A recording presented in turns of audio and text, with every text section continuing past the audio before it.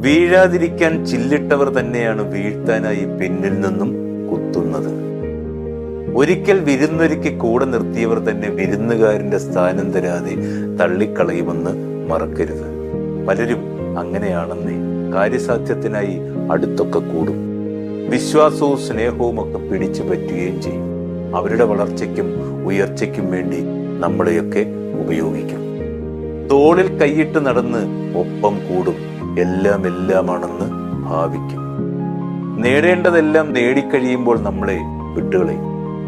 ജീവിതത്തിലെ ഏറ്റവും മോശപ്പെട്ട സമയത്ത് കൂടെ ഉണ്ടാകുമെന്ന് കരുതിയ ആളുകൾ തന്നെ നമ്മളെ കൂടുതൽ ഒറ്റപ്പെടലിലേക്ക് ഉന്തിത്തള്ളി വിട്ടേക്കാം.